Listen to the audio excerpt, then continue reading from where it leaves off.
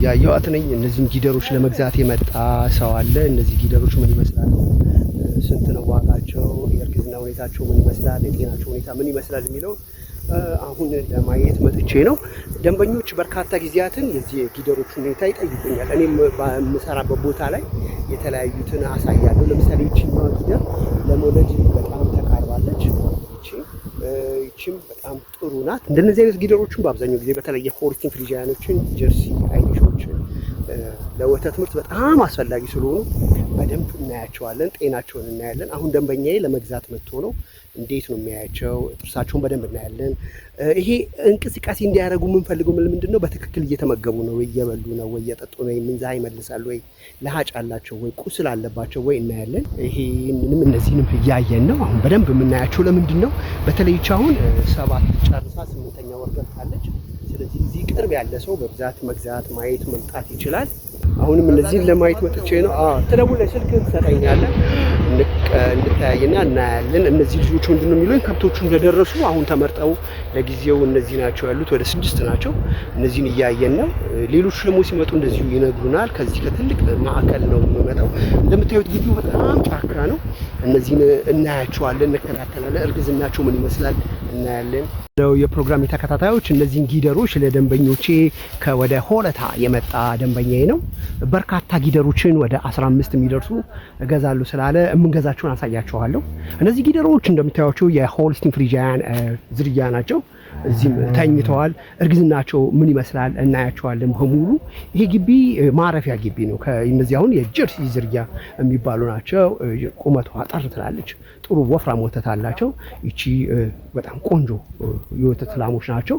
እነዚህን አሁን ስናይ ምን ይመስላል ጤናቸው፣ እርግዝናቸው ብዙ ነገሮችን እናያለን። የስንት ወር ናቸው ገብተን በደንብ ፓልፔት አድርገን ነው የምናረጋግጠው።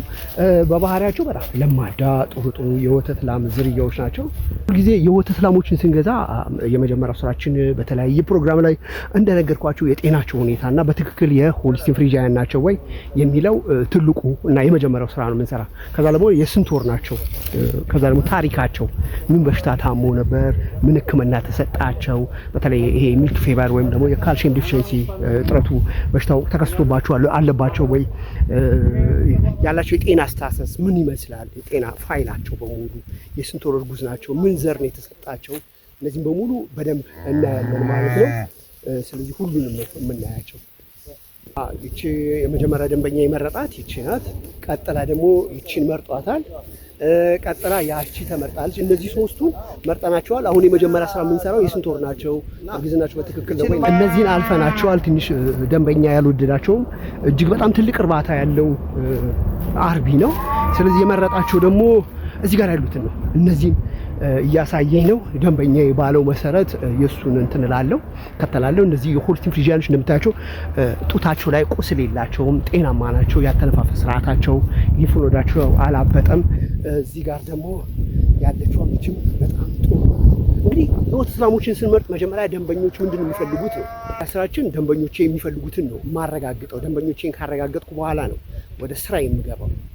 ከዛ በኋላ እነዚህ ጤናማ ዘሮች ናቸው፣ በትክክል ተላላፊ በሽታ አለባቸው ወይ፣ ከዛ ደግሞ የተሰጣቸው ዘር ምን ይመስላል፣ ምን ፋይል ምን ሕክምና ተሰጥቷቸዋል፣ አሁን ቁጥር አላት፣ ምን ወስዳለች፣ ይሄን በሙሉ እናያለን። እነዚህኞቹን ብዙ አልፈለጋቸውም እሱ። እኔም ወረድ አድርጊያቸዋለሁ። ለምን ሰውነቷ ትንሽ አነስ አለብኝ። ሌላው የጡቶቿ ሳይዝ በጣም አጫጭር ናቸው። ከሳ ስላለችብኝ ነው። 15 ነው የምንገዛው አንዴ። ይቺም እድሜዋ ትንሽ ገፋ ብሎ ነው ዘር የያዘችው። ይቺኛዋ ግን ፈልገናታል። የጀርሲ ዝርያ ናት። ጥሩ ናት፣ አጠር ብትልም። ሌሎቹ የመረጥናቸው እነዚህን ይመስላሉ።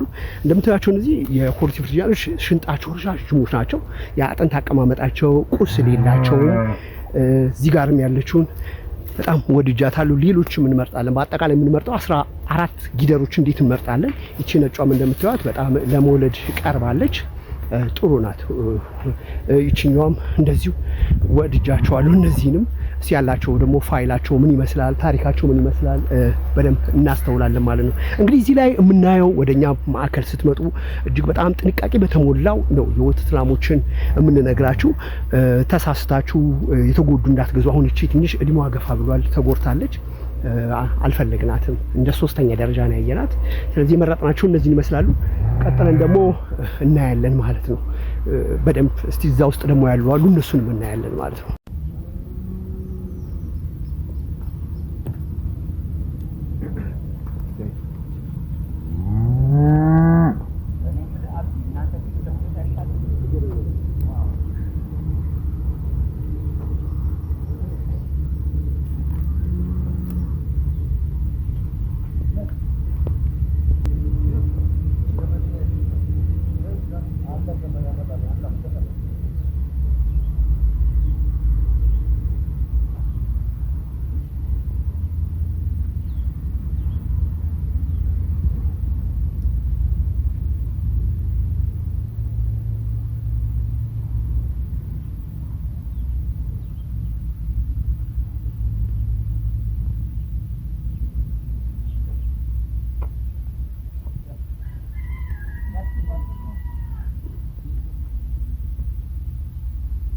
ወደ ጉድጓዱ ኧረ እንዳገ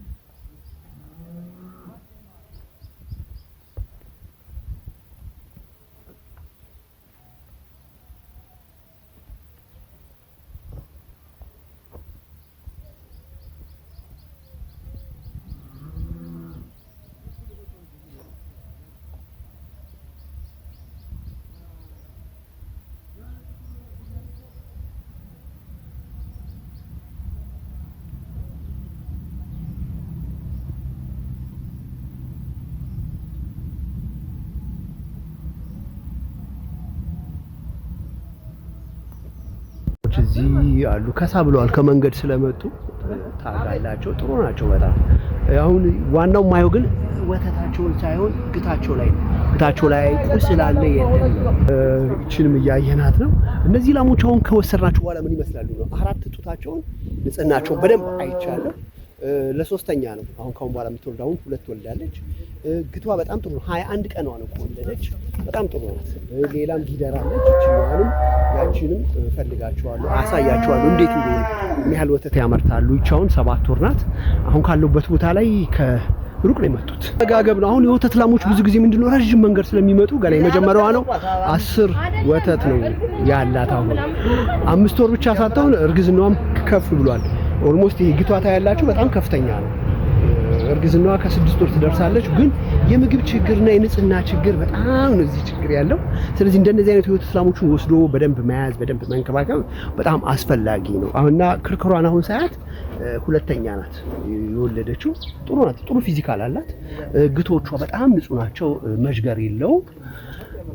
ይሄን ይመስላሉ። እንደዚህ የሆልስቲን ፍሪጂያኖችን በደንብ መግዛት ለምትፈልጉ መኖሪያ ቤታቸው ጭቃ ያለው ትንሽ ይሄ ንጽህና ጉዳይ በጣም ወሳኝ ነው። ጡታቸው በአብዛኛው የሚበላሸው በዚህ በጭቃ ምክንያት ነው። ስለዚህ አመጋገብ ላይ ትኩረት ካደረግን በደንብ ከያዝናቸው በጣም ጥሩ ይመጣሉ። ጥሩ ዘሮች ናቸው። አሁን አጋጣሚ ለነዚህ ለወጣቶች ለመግዛት መጥቼ ነው። እዚህ ጋርም ይችኛዋ ጊደር አለች። ይችም 7 ወር ናት። ገና የመጀመሪያዋ ነው።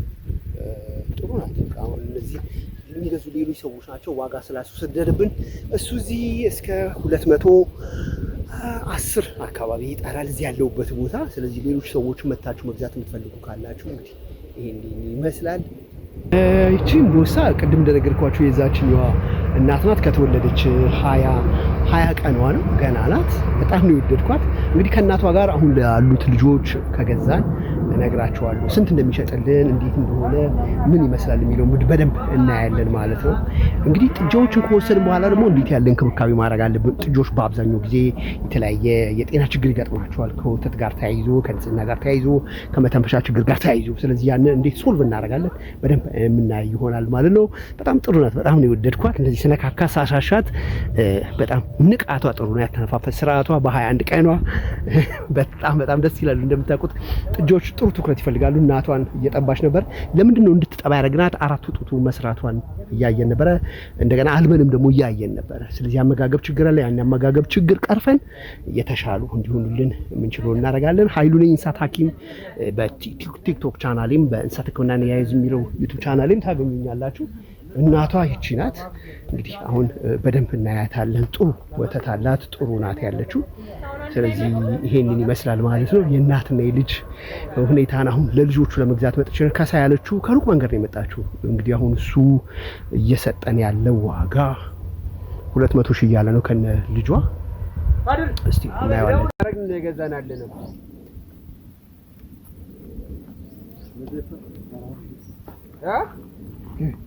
ምን ሆነ ነው ጀማል